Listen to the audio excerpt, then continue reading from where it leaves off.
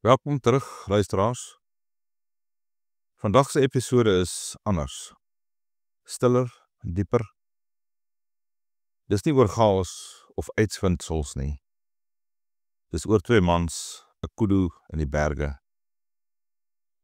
En 'n storie wat al meer as 100 jaar oud is. Episode 7.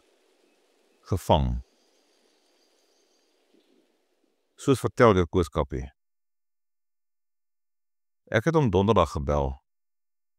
Geen lang stories nie, net LD, Saterdag vroeg, kudu, jy en ek, bring jou geweer. Hy het 'n oomblik stil gebly. Toe, goed, dis al. Saterdag, 4:00 die oggend, staan hy by my hek. Hy het 'n ou 303 oor sy skouer gehad en niks anders nie. Klaar? Vra ek. Klaar, sê hy. Ons ry uit. Die dorp is nog stil. Net ons koplamplig op die grondpad. Ons draai suid. Verby Stilbaai se afdraai. Die see nog in die donker. Jy ken mos die geskiedenis hier, vra ek. Die staar uit die venster uit. Van die geveg? Ja, die suidelikste geveg van die Boereoorlog. Hy het niks stadig. My oupa se pa was hier, Josias Johannes Joubert. Hy het met Jan Smuts as 'n kommando van die Transvaal afgekom, deur die lange berge, op pad na die Kaapse rebelle toe. Hulle wou die suide wakker maak. En, vra ek. Dit het misluk. Hulle het tot hier geveg, en hy is gevang naby Albertinia, in Februarie 1901. Hulle het hom Indië toe gevat, na die Bellarey krygsgevangenekamp. Sy stem is stil. Hy het teruggekom, maar hy was nie meer dieselfde nie. Oupa Lou het altyd gesê sy pa was te stil, asof iets binne in hom gebreek het. Ons ry 'n rukkie sonder om te praat. Die pad draai weg van die see af, op in die berge in. Hy het probeer wegkom, sê LD uiteindelik. Maar die berg het hom gevang. Ek sê niks, ek ry net verder. Teen die tyd waar die son opkom, is ons al diep in die berge. Ek parkeer waar die pad eindig. Van hier af loop ons. LD klim uit, stil, en kyk op na die kraanse bo ons. Hoe ver, vra hy? 'n uur, dalk meer? Hang af van die spoor. Hy knik, en ons begin loop.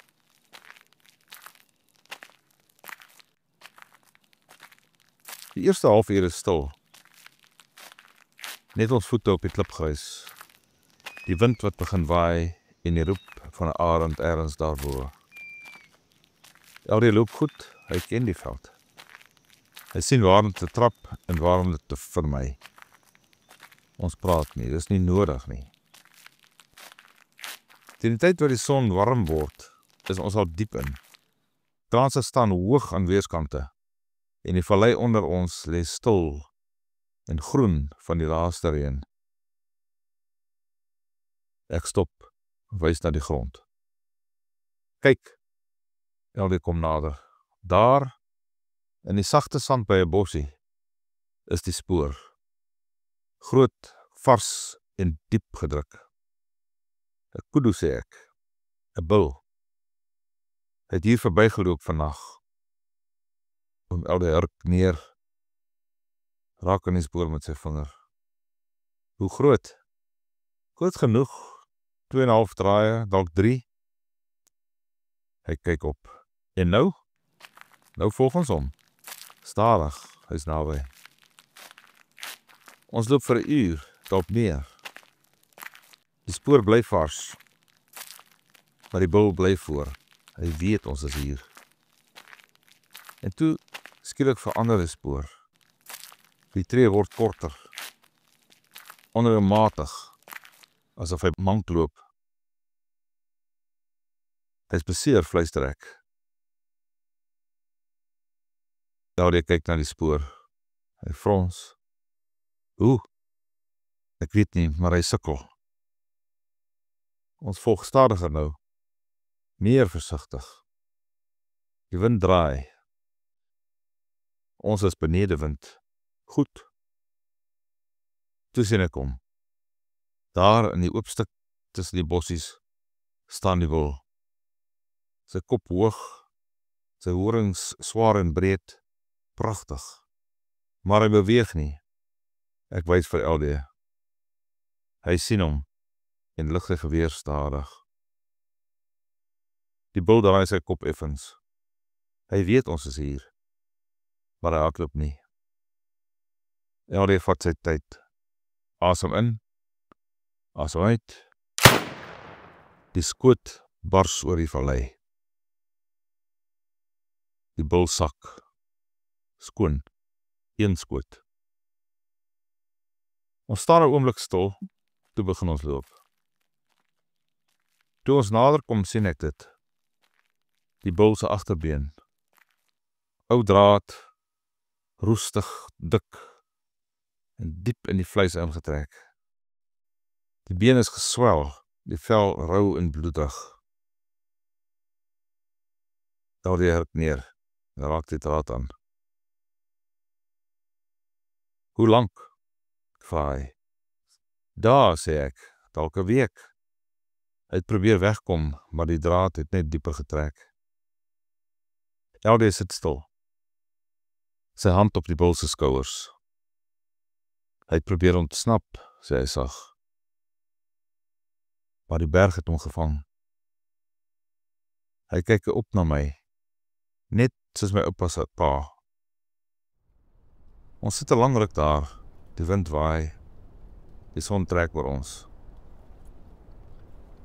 Oupa Lou het vir my 'n brief gelos, sê LD uiteindelik. Voor sy dood. Hy het geskryf, leer om stil te wees. Die belangrikste dinge hoor jy nie, as jy te besig is nie. Hy glimlag. Effens bitter. Ek het dit nooit verstaan nie, maar ek dink hy het geweet. Party dinge kan jy nie ontsnap nie. Jy moet net daar wees, en dis genoeg.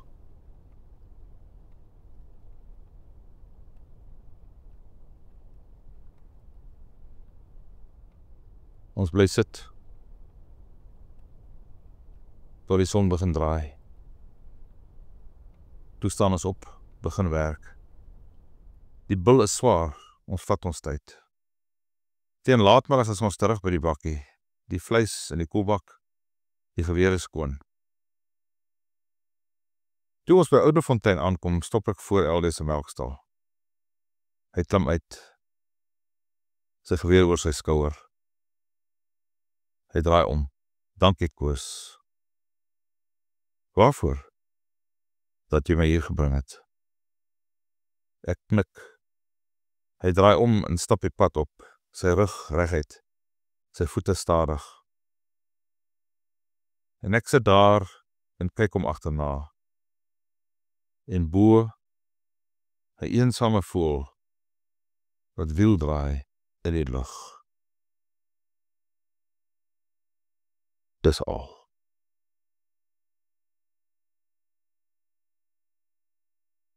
Dankie dat julle geluister het. As julle van hierdie episode gehou het, deel dit en vertel iemand daarvan. En as julle gedagtes het, laat weet ons. Tot volgende keer.